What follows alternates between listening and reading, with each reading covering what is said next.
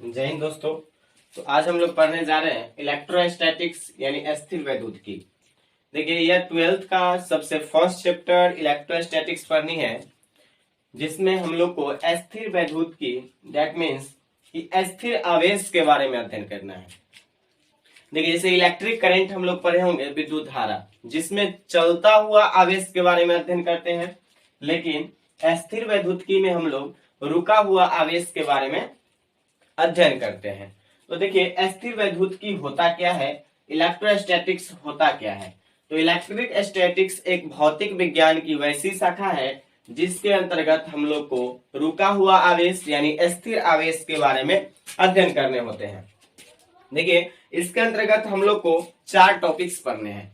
एक है विद्युत आवेश इलेक्ट्रिक चार्ज, दूसरा विद्युत क्षेत्र इलेक्ट्रिक फील्ड, तीसरा विद्युत विभव इलेक्ट्रिक पोटेंशियल और चौथा विद्युत धारिता इलेक्ट्रिक कैपेसिटर। ये चारों हम लोग को इस चैप्टर में यानी इसके टॉपिक के अंतर्गत हम लोग को पढ़ने हैं। अब देखिए एनसीईआरटी के अकॉर्डिंग 12th में देखेंगे तो वह 2 चैप्टर बनाए हुए हैं इलेक्ट्रोस्टैटिक्स का। एक विद्युत आवेश एंड क्षेत्र, एक विद्युत आवेश और क्षेत्र का एक चैप्टर है अकॉर्डिंग टू एनसीईआरटी चैप्टर 1, और विद्युत विभव और धारिता का दूसरा चैप्टर है। तो देखिए हम लोग एक एक करके जानते हैं जो क्या होता है विद्युत आवेश, फिर हम लोग जानेंगे विद्युत क्षेत्र, विद्युत विभव, सभी हम लोग एक एक करके जानेंगे। देखिए इसका मैंने डेली बाय डेली एक वीडियो देने का कोशिश करूंगा। एक दिन विद्युत आवेश, आज मैं विद्युत आवेश पढ़ाऊंगा, फिर विद्युत क्षेत्र, इस तरह से मैं टॉपिक बाय टॉपिक जो है चैप्टर मतलब पढ़ाने का कोशिश करूंगा। सबसे फर्स्ट विद्युत आवेश होता क्या है, इलेक्ट्रिक चार्ज, इसके बारे में जानते हैं। देखिए यह जो है सबसे महत्वपूर्ण टॉपिक्स है इलेक्ट्रोस्टैटिक्स। इससे बहुत सारे क्वेश्चन जो है बोर्ड में पूछे जाते हैं, अधिकतम क्वेश्चन इसी से पूछे जाते हैं, इसलिए और बहुत ही इजी, जितना सोच नहीं सकते हैं उतना इजी है। बाकी बात नहीं पढ़ने वाले के लिए तो बहुत भारी या बहुत बड़े डिफिकल्ट हो सकते हैं, लेकिन जो पढ़ेंगे, जो मेरे साथ जुड़े रहेंगे, उनके लिए मैं चुटकी भर, जो एक बार भी बस पढ़ ले, उसको देखने की जरूरत नहीं है और उसे हम लोग जरूर एक बार में हमें याद हो जाएगा, ये मैं प्रॉमिस करता हूं। देखिए विद्युत आवेश क्या होता है, तो विद्युत आवेश दैट मीन्स, देखिए विद्युत आवेश जैसे हम लोग बचपन में क्या करते थे, एक पेन लेते थे और पेन को हम लोग बार में रफ करते, बार में रफ करने के बाद जो है उसे हम लोग एक पेज, छोटा छोटा पेज तोड़ते थे और उसको जब हम लोग चिपकाते थे वो आके चिपक जाता था, वो पेन से आके चिपक जाता था। क्यों चिपक जाता था, क्योंकि उसमें घर्षण के कारण, पेन में घर्षण के कारण उसमें क्या आ गया, आवेश आ गया। हमेशा सभी वस्तु न्यूट्रल होते हैं, ठीक है, सभी पे प्रोटॉन और इलेक्ट्रॉन की संख्या समान होते हैं। देखिए आवेश, इसका डिफिनेशन हम लोग क्या लिख सकते हैं, तो आवेश किसी पदार्थ का वह गुण है जो किसी भी वस्तु को अपनी ओर आकर्षित या प्रतिकर्षित करती है। आवेश किसे कहते हैं, तो आवेश किसी पदार्थ का वह गुण है जो किसी भी वस्तु को अपनी ओर आकर्षित या प्रतिकर्षित करती है। जैसे दैट मींस मैंने अभी बताया, वो क्या किया, एक दूसरे को आकर्षित कर लिया, यानी पेज को जो है, पेन जो है आकर्षित कर लिया। या एक गुब्बारा लीजिए, गुब्बारा को फुला के और उसको रफ कीजिए, रफ करने के बाद आप लोग देखेंगे कि वह पेज जो है गुब्बारा में आके चिपक जाता है। तो दैट मीन्स गुब्बारा पे क्या आ गया, आवेश आ गया। किसके कारण आया, तो घर्षण के कारण, घर्षण विधि से उसमें क्या ला दिए, आवेश ला दिए, यानी चार्ज हो गया वो, ठीक है। तो ये क्या होता है, कोई पदार्थ नहीं है, ये क्या है, किसी पदार्थ का गुण है। लिखेंगे आवेश किसी पदार्थ का वह गुण है जो किसी भी वस्तु को अपनी ओर आकर्षित या प्रतिकर्षित करती है। अब देखिए आवेश को Q से हम लोग सूचित करते हैं, आवेश को Q से सूचित किया जाता है। आवेश को किसी से सूचित करते हैं, Q से। आवेश को Q से सूचित किया जाता है, आवेश को Q या छोटा Q या बड़ा Q से प्रदर्शित करते हैं,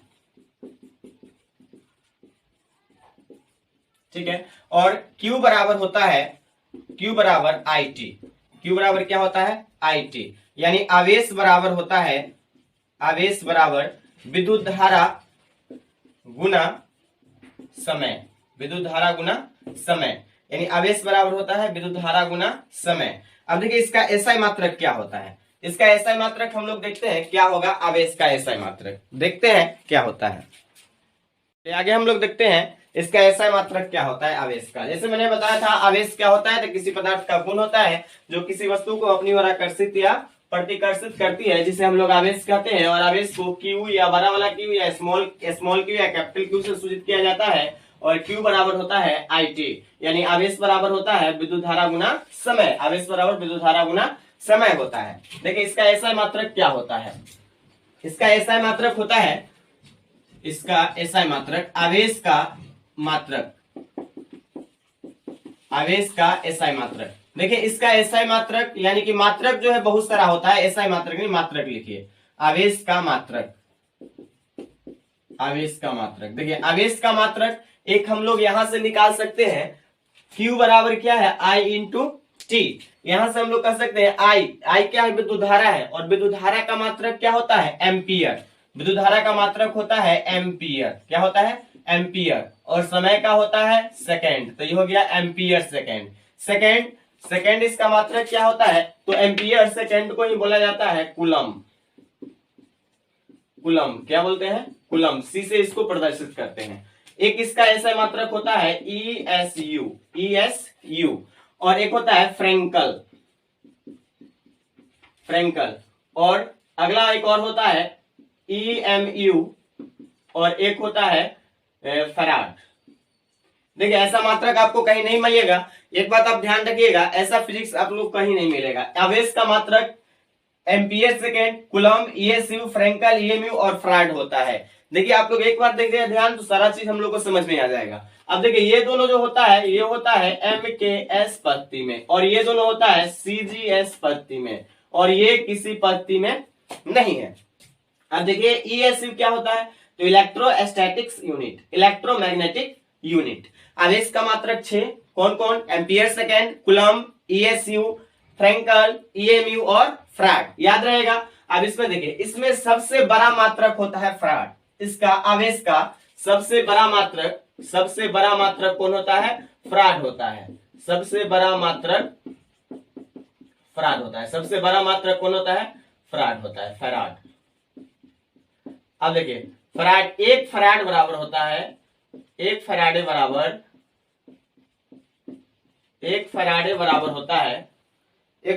क्या होता है, तो 96,500 कूलम। एक फैराडे बराबर 96,500 कूलम आवेश होता है। अब देखिए सबसे छोटा मात्रक होता है आवेश का सबसे छोटा मात्रक,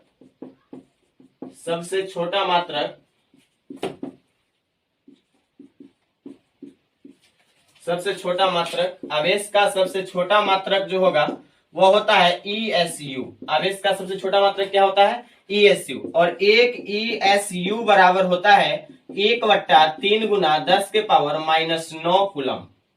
1/3 गुना 10 के पावर -9 कूलम। देखिए ये लोग आप लोग जरूर याद रखिएगा, क्योंकि ऑब्जेक्टिव में हमेशा पूछा जाता है, और पूछा हुआ है और पूछेगा भी। क्या होता है, आवेश को Q से स्टेट, और Q बराबर IT होता है। आवेश का मात्रक ampere second, coulomb, ESU, franklin, EMU और फैराड होता है। और आवेश का सबसे बड़ा मात्रक क्या होता है, तो सबसे बड़ा मात्रक होता है फैराड, जिसके एक फैराड बराबर 96,500 कूलम होता है। आवेश का सबसे छोटा मात्रक होता है ESU, और एक ESU बराबर होता है 1/3 गुना 10 के पावर -9 कूलम। अब इसकी बात करते हैं बीमा की, इसकी बीमा की। तो देखिए आवेश का बीमा क्या होगा, आवेश का बीमा जो होता है, यहां देखिए आवेश का बीमा निकालना है IT। यहाँ पे IT है यानी विद्युत धारा का होता है A या I और इंटू T, या AT कह सकते हैं या IT भी कह सकते हैं। यह इसका क्या होता है, बीमा होता है। आवेश का बीमा AT या IT होता है। देखिए अब हम लोग जानते हैं आवेश कितने तरह के होते हैं, और यह कौन सी राशि है, तो यह अदिश राशि है। कौन सी राशि है, अदिश राशि। आवेश यह अदिश राशि है, यह अदिश राशि है। ठीक है, आगे हम लोग जानते हैं आवेश कितने तरह के होते हैं। तो आवेश जो है 2 तरह के होते हैं, एक धनात्मक आवेश होते हैं, धनात्मक आवेश, और एक होते हैं ऋणात्मक आवेश, जिसको हम लोग बोलते हैं पॉजिटिव चार्ज और एक नेगेटिव चार्ज। अब देखिए पॉजिटिव चार्ज क्या होता है और नेगेटिव चार्ज क्या होता है। तो पॉजिटिव चार्ज किसको कहते हैं, तो वैसा आवेश, क्या लिखेंगे पॉजिटिव चार्ज में, लिखेंगे आवेश 2 प्रकार के होते हैं, एक पॉजिटिव चार्ज, एक नेगेटिव चार्ज। और पॉजिटिव चार्ज में हम लोग क्या लिखेंगे, वैसा आवेश जिस पर धनावेश हो, जिस पर पॉजिटिव यानी प्लस साइन हो उसे हम लोग धनावेश धनात्मक आवेश कहते हैं, और जिस पे नेगेटिव साइन हो उसे हम लोग ऋणात्मक आवेश कहते हैं। याद रहेगा, जिस आवेश पे प्लस आवेश हो उसे पॉजिटिव यानी धनात्मक कहते हैं, और जिस पे नेगेटिव हो यानी माइनस साइन हो उसे हम लोग ऋणात्मक आवेश कहते हैं। आराम से हम लोग डेफिनेशन लिख सकते हैं, वैसा आवेश जिस पे धन आवेश हो उसे हम लोग धनात्मक आवेश कहते हैं, और वैसा आवेश जिस पे ऋण आवेश हो यानी माइनस आवेश हो उसे हम लोग ऋणात्मक आवेश कहते हैं। चलिए आगे हम लोग देखते हैं प्रॉपर्टीज ऑफ इलेक्ट्रिक चार्ज यानी विद्युत धारा का गुण क्या है, और यह क्वेश्चन हमेशा पूछा जाता है, विद्युत धारा के गुण के बारे में लिखें। तो देखते हैं विद्युत धारा का गुण क्या है। चलिए आगे हम लोग देखते हैं प्रॉपर्टीज ऑफ इलेक्ट्रिक चार्ज, विद्युत आवेश का गुण क्या है। अब देखिए इसमें गुण क्या है, जो विद्युत आवेश जो होते हैं वह समान आवेश अगर पॉजिटिव पॉजिटिव है, इफ अगर नेगेटिव नेगेटिव है तो उसे विकर्षित कर देते हैं। दैट मीन्स हम लोग रियल लाइफ में यूज किए होंगे चुंबक का, और चुंबक में देखते होंगे जब नॉर्थ नॉर्थ ध्रुव होता है तो कभी भी नहीं चिपकता, उसको कितनों ले जाइए घिस दीजिए वो नहीं चिपकेगा, उसको क्या करता है भगाता है एक दूसरे से दूर। तो जब एक दूसरे से दूर भगाता है उसे हम लोग क्या करते हैं प्रतिकर्षित करना, और जब एक दूसरे के पास आता है तो उसे हम लोग कहते हैं आकर्षित करना। अब देखिए विद्युत आवेश का गुण क्या होता है, तो यह समान आवेश को यानी समान आवेश जो होते हैं समान आवेश उसे क्या करते हैं आकर्षित करते हैं, समान आवेश को आकर्षित करते हैं और असमान आवेश को विकर्षित करते हैं। ठीक है, ऐसे लिखेंगे हम लोग। पहला गुण में लिखेंगे विद्युत आवेश समान आवेश को आकर्षित तथा असमान आवेश को प्रतिकर्षित करते हैं, यानी प्लस प्लस अगर है तो ये दोनों एक दूसरे को भगाएगा दूर, यानी कहेगा एक दूसरे से दूर भागो। लेकिन एक प्लस एक माइनस रहेगा, एक प्लस और दूसरा माइनस रहेगा तो ये दोनों एक दूसरे के पास आते हैं, यानी यह क्या करते हैं विकर्षित करते हैं, रिपेल करते हैं यानी इसको क्या करते हैं दूर भगाते हैं। और यह क्या करता है आवेश एक दूसरे को आकर्षित करता है यानी कि अट्रैक्ट करता है, पहला गुण। दूसरा लिखेंगे आवेश योगात्मक होता है। आवेश कैसा होता है योगात्मक होता है, आवेश योगात्मक होता है। अब देखिए आवेश योगात्मक होता है कैसे, तो देखिए कोई भी वस्तु पे अगर आवेश है, जैसे मान लीजिए अगर कोई वस्तु है इस पे 2 इलेक्ट्रॉन है, फिर यहाँ पे मान लीजिए 2 प्रोटॉन है, तो इस तरह से अगर होते हैं, या मान लीजिए 2 कूलम आवेश यहाँ पे है प्लस 3 कूलम आवेश, 3 आवेश है, यहाँ पे 4 आवेश है और ये -2 क्यू आवेश है, तो इसका टोटल आवेश जो होगा 3 और 2, 3 4 7 में से 2 गया तो 5 क्यू, यानी यह हो जाएगा 5 क्यू आवेश। अगर यहाँ पे हम लोग एक और वस्तु ले ले और इस पे मान लेते हैं -3 क्यू +2 क्यू और -3 क्यू, यहाँ पे कितना हो जाएगा -6 में से +2 गया यानी -4 क्यू। यानी इस तरह से आवेश को हम लोग सिंपल क्या करते हैं जोड़ लेते हैं। आवेश जो होता है क्या होता है योगात्मक होता है। तीसरा देखते हैं, तीसरा आवेश संरक्षित होता है। आवेश संरक्षित होता है, याद रखिएगा आवेश संरक्षित होता है, आवेश संरक्षित होता है। अब देखिए यहाँ पे एक क्वेश्चन पूछ दिया जाता है आवेश संरक्षित होता है कैसे, या आवेश का संरक्षण सिद्धांत को लिखें। अब देखिए आवेश का संरक्षण सिद्धांत क्या होगा, तो आवेश को न तो उत्पन्न किया जा सकता है और न ही उसे नष्ट किया जा सकता है, केवल एक रूप से दूसरे रूप में उसे परिवर्तन किया जा सकता है। जैसे मैंने बताया था सभी आवेश पे जो है प्रोटॉन और इलेक्ट्रॉन की संख्या क्या होते हैं समान होते हैं, ये भी हम लोग अगला गुण में लिखेंगे। अब देखिए जैसे मान लीजिए कोई वस्तु है, इसके पास हमेशा अगर मान लीजिए 2 इलेक्ट्रॉन है तो 2 प्रोटॉन होगा, दूसरा वस्तु है उसपे 4 इलेक्ट्रॉन है तो 4 प्रोटॉन भी होगा, तब यह क्या है न्यूट्रल में है यानी इस पे आवेश नहीं है। लेकिन क्या होता है जैसे इसको मान लीजिए रगड़ देंगे यानी घर्षण कर देंगे, क्या कर देंगे घर्षण, तो घर्षण करने के कारण इसका इलेक्ट्रॉन जो है कूद के इसमें आ जाएगा, यानी इसमें जो इलेक्ट्रॉन मान लीजिए 2 इलेक्ट्रॉन इसमें आ गया तो इसमें हो जाएगा 4 इलेक्ट्रॉन और प्रोटॉन की संख्या रहेगा 2 और ये हो जाएगा 2 इलेक्ट्रॉन और 4 प्रोटॉन। दैट मीन्स दोनों आवेश दोनों जो होगा वह क्या हो जाएगा आवेशित हो जाएगा, इसको हम क्या कहेंगे आवेश हो गया। और एक चीज याद रखिएगा हमेशा इलेक्ट्रॉन आवेश होने का कारण होता है, क्या होता है इलेक्ट्रॉन जो होता है हमेशा कोई भी वस्तु को आवेशित होने का कारण क्या होता है इलेक्ट्रॉन होता है। तो चलिए हम लोग चौथा गुण जानते हैं, और चौथा गुण क्या है, तो हम लोग बताया अभी तीसरा आवेश संरक्षित होता है। हम लोग का पूछा जाता है आवेश का संरक्षण सिद्धांत क्या है, तो क्या लिखेंगे, आवेश को न तो नष्ट किया जा सकता है और न ही उत्पन्न किया जा सकता है, जिसे आवेश का संरक्षण सिद्धांत कहते हैं। यहाँ पे पहले लिख लेंगे आवेश संरक्षित होता है, और उसके नीचे कोष्ट में लिख लेंगे आवेश का संरक्षण सिद्धांत, लिख के डैश दे देंगे और लिखेंगे आवेश को न तो नष्ट किया जा सकता है और न ही उत्पन्न किया जा सकता है, केवल उसे एक रूप से दूसरे रूप में परिवर्तन किया जाता है। केवल एक वस्तु से दूसरे रूप वस्तु में इलेक्ट्रॉन का परिवर्तन किया जाता है, जिसे हम लोग क्या कहते हैं, आवेश का संरक्षण सिद्धांत कहते हैं। अब देखिए चौथा जो मैंने बात किया था, अभी चौथा जो मैंने बात किया था, क्या बात किया था, सभी आवेश पर इलेक्ट्रॉन तथा प्रोटॉन की संख्या समान होते हैं। क्या लिखेंगे, सभी आवेश पर इलेक्ट्रॉन तथा प्रोटॉन की संख्या समान होते हैं। इलेक्ट्रॉन और प्रोटॉन की संख्या समान होते हैं। Number of electron equal to number of proton, ठीक है, number of electron equal to number of proton. और चौथा हम लोग देखते हैं, या आगे हम लोग देखते हैं, चौथा तो बता दिए, पांचवा देखते हैं, पांचवा क्या होता है। अब देखिए आवेश एक होता है आवेश का क्वांटमीकरण होता है, आवेश का क्वांटमीकरण होता है, ठीक है, लिखेंगे पांचवा, आवेश का क्वांटमीकरण होता है। आवेश क्वांटीजेड होता है, आवेश क्या होता है, क्वांटीजेड होता है, आवेश का क्वांटीकरण होता है, क्वांटमीकरण, आवेश का क्वांटमीकरण होता है। अब देखिए क्वांटमीकरण का अर्थ क्या होता है, क्वांटमीकरण दैट मीन्स उसका हम लोग वैल्यू को निकाल सकते हैं। और कैसे निकालते हैं, तो आवेश का क्वांटमीकरण होता है Q equal to plus minus n. ये क्या है सर, अब देखिए क्वांटमीकरण क्या होता है, क्वेश्चन पूछा जाता है बोर्ड एग्जाम में, आवेश क्वांटीजेड होता है कैसे, हाउ, डिफाइन करने के लिए बोल दिया जाता है, तो इसे हम लोग कैसे डिफाइन करेंगे।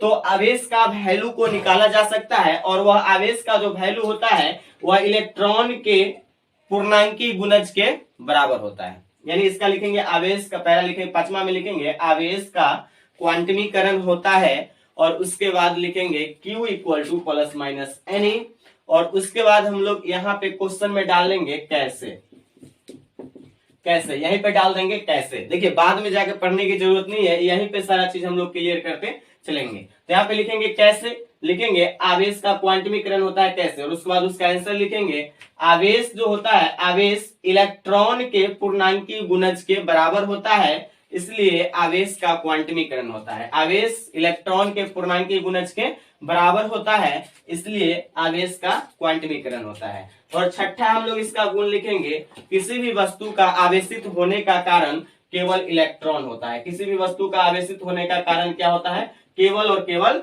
इलेक्ट्रॉन होता है। तो हम लोग देख लिए आवेश का गुण क्या है, जो 5-6 गुण के बारे में हम लोगों ने पढ़ा। जो क्या होता है, आवेश संरक्षित होता है, आवेश का क्वांटमीकरण होता है, आवेश योगात्मक होता है, आवेश कोई किसी भी वस्तु पे हमेशा इलेक्ट्रॉन और प्रोटॉन की संख्या समान होती है, जिसके बारे में हम लोगों ने देख लिया। और यह जो है इलेक्ट्रॉन, कोई भी वस्तु को आवेशित होने का कारण क्या होता है, इलेक्ट्रॉन होता है। और आवेश का मात्रक भी हम लोग अच्छे से पढ़ लिए। अब आगे हम लोग जानते हैं दो आवेश के बीच, जैसे कि दो आवेश जो होते हैं एक दूसरे को क्या करते हैं, आकर्षित या प्रतिकर्षित करते हैं। जैसे अभी बताए थे, इसका गुण होता है माइनस और प्लस वाला एक दूसरे को विकर्षित कर देता है, और प्लस प्लस वाला एक दूसरे को नहीं, प्लस प्लस वाला यानी समान वाला एक दूसरे को विकर्षित, और असमान वाले एक दूसरे को आकर्षित कर लेते हैं, यानी एक दूसरे में जाके चिपक जाते हैं। तो आगे हम लोग देखते हैं, जब यह चिपकता है या विकर्षित होता है या आकर्षित होता है, तो इसके द्वारा एक बल लगता है, जिससे कि वह वस्तु को खींचता है अपनी ओर या उसको धक्का देता है। तो उस पे जो बल लगता है उसके बारे में जानते हैं, जिसे हम लोग विद्युत बल कहते हैं। और इसको कूलम्ब साहब ने नियम दिया था, इसलिए इसका नाम पड़ा कूलम्ब का नियम, जिसे हम लोग अब जानते हैं क्या होता है कूलम्ब का नियम। चलिए हम लोग देखते हैं कूलम्ब लॉ क्या होता है। तो देखिए कूलम्ब साहब ने एक नियम दिया था, जो किसके लिए दिया था, विद्युत बल के लिए। और विद्युत बल के लिए क्या दिया था, जो आवेश जो है एक दूसरे को आकर्षित करता है या प्रतिकर्षित करता है, तो उसमें एक बल लगाया जाता है, जो बल के बारे में उन्होंने बताया था। और क्या बताया था बल के बारे में, तो उन्होंने बोला था विद्युत बल जो होता है, जैसे मान लीजिए दो आवेश है, यहाँ पे एक आवेश मान लेते हैं Q1 और एक मान लेते हैं Q2 प्लस माइनस कोई भी हो सकता है, यानी एक दूसरे को आकर्षित या विकर्षित कुछ भी कर सकता है। तो उन्होंने दो आवेश Q1 और Q2 माना और इसके बीच का डिस्टेंस जो है मान लिया r है, इसके बीच का डिस्टेंस r है।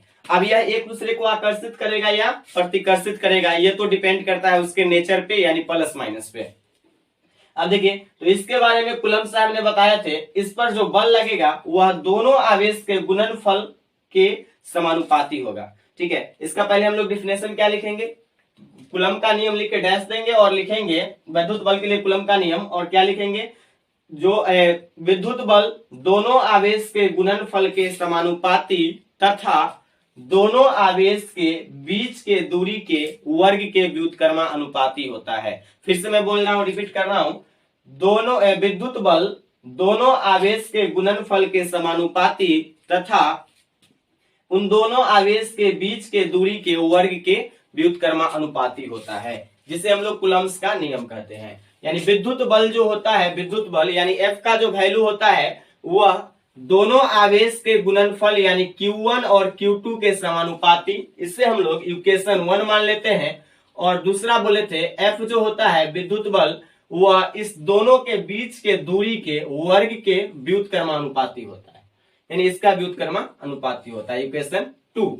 और यहां से जब हम लोग सोल्व करेंगे इक्वेशन 1 एंड इक्वेशन 2 से, इक्वेशन 1 एंड 2 से, तो यहां से क्या आएगा, F is directly proportional to, क्योंकि ये दोनों एक दूसरे के समानुपाती है, तो यहां हम लोग लिख सकते हैं Q1 Q2 बट्टा में R स्क्वायर। और यहाँ पे डायरेक्टली प्रोपोर्शनल को हटाने के लिए एक कांस्टेंट आता है K, क्या आता है, K बराबर Q1 Q2 बट्टा R स्क्वायर। और यह क्या होता है, नियतांक होता है। क्या होता है, नियतांक होता है। कौन सा नियतांक, वैद्युत नियतांक, इसे हम लोग कहते हैं वैद्युत नियतांक, जहां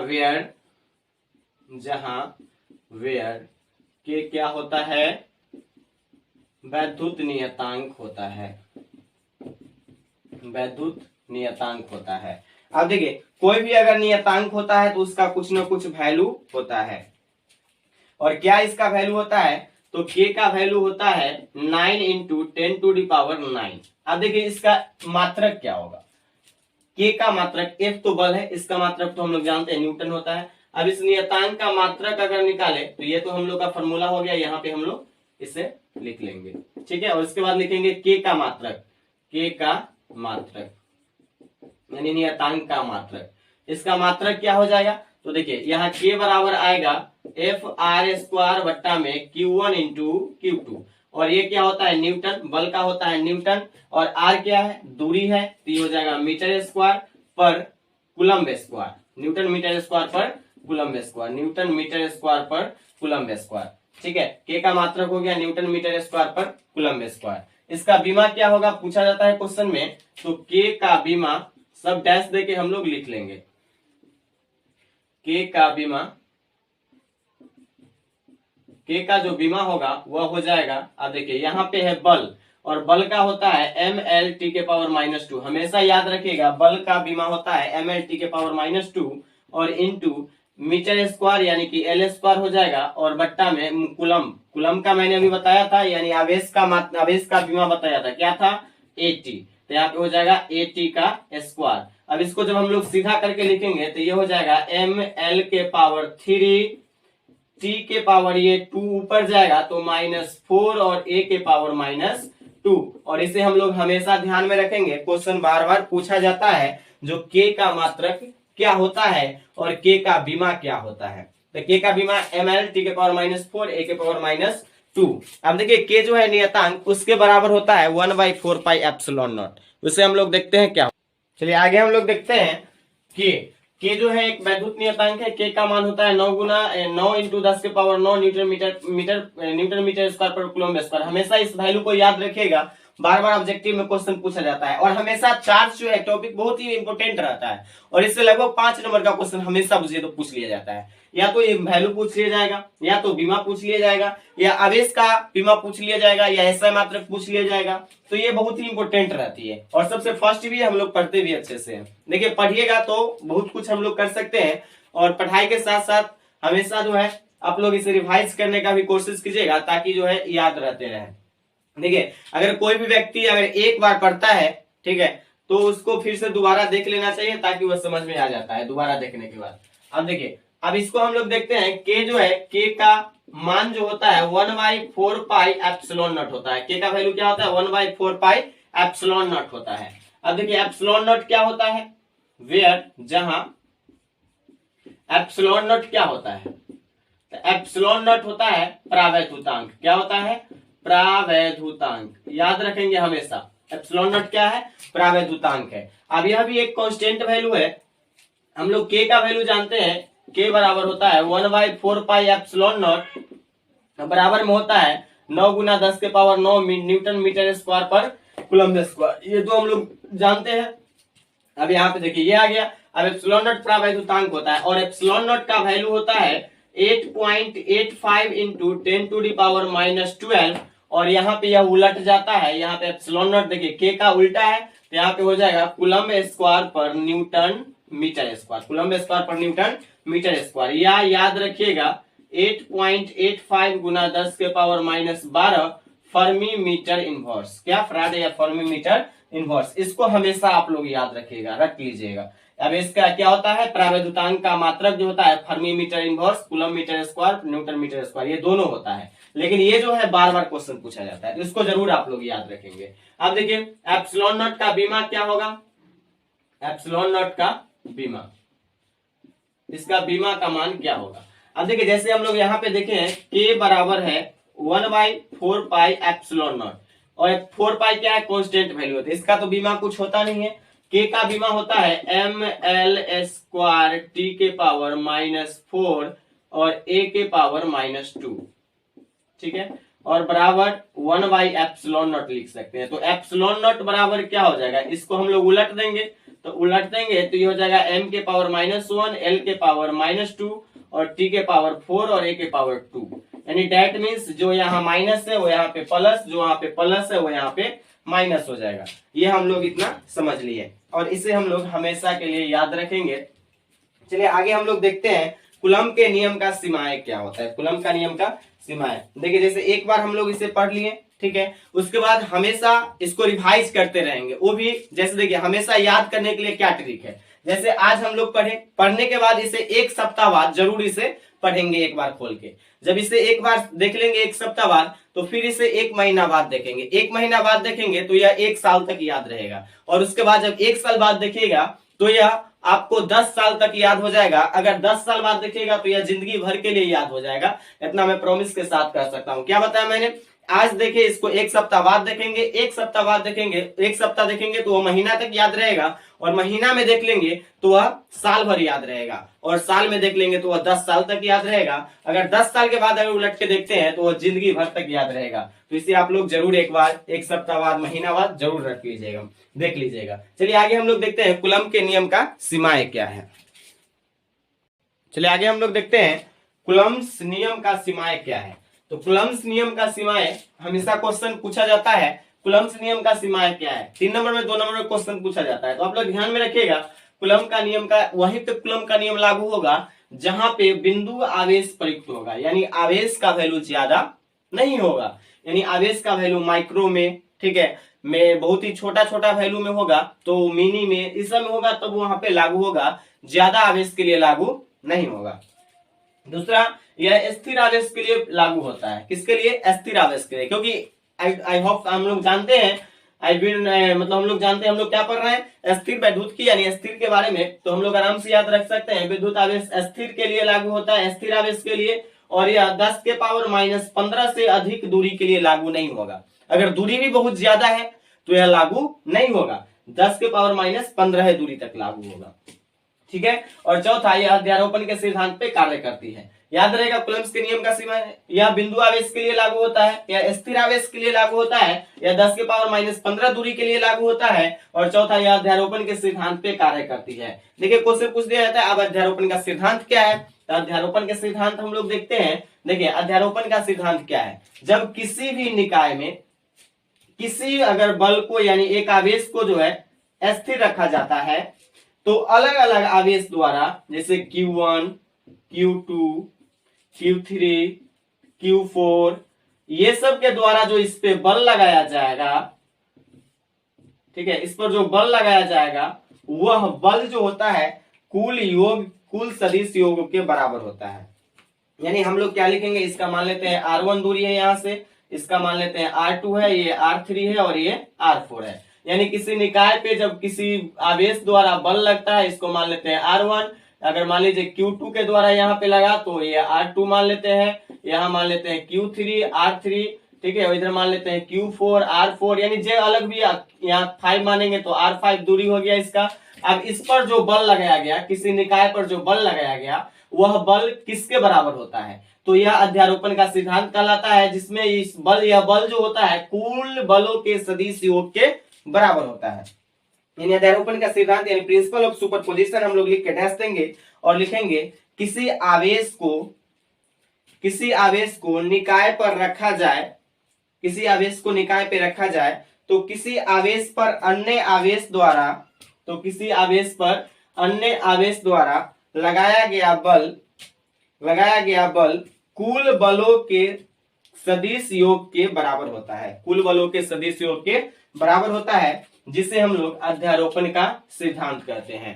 तो चलिए हम लोग का ये खत्म हो गया टॉपिक्स, यानी विद्युत आवेश हम लोग इतना पढ़ लिए। अब जब हम लोग विद्युत क्षेत्र पढ़ेंगे, इलेक्ट्रिक फील्ड पढ़ेंगे, दूसरा टॉपिक्स यानी फर्स्ट चैप्टर का ये आधा कंप्लीट, आधा बचा हुआ इलेक्ट्रिक फील्ड, जिसे हम लोग पढ़ेंगे। और उसको पढ़ने के बाद हम लोग एक न्यूमेरिकल का वीडियो लेके आएंगे, जिसमें केवल फर्स्ट चैप्टर का न्यूमेरिकल यानी electric field, electric charge and electric field का न्यूमेरिकल होगा, जिससे आप लोग को IIT नीट कोई भी एग्जाम हो उसमें बैठिएगा तो आप लोग का फिक्स है, जो हम इलेक्ट्रिक चार्ज और इलेक्ट्रिक फील्ड से एक भी क्वेश्चन छोड़ने नहीं देंगे। तो चलिए हम लोग देख लेते हैं, इसे हम लोग देख लिए, लिख लिए। विद्युत आवेश क्या होता है, आवेश का गुण हम लोग देखें, ठीक है। आवेश कितने प्रकार के होते हैं, आवेश का मात्रक क्या होता है, आवेश का विभव क्या होता है, ठीक है। और हम लोग देखें कूलम का नियम क्या होता है, कूलम के नियम का सीमाएं क्या होता है, और अध्यारोपण का सिद्धांत क्या होता है। अब इससे हम लोग आगे पढ़ेंगे इलेक्ट्रिक फील्ड।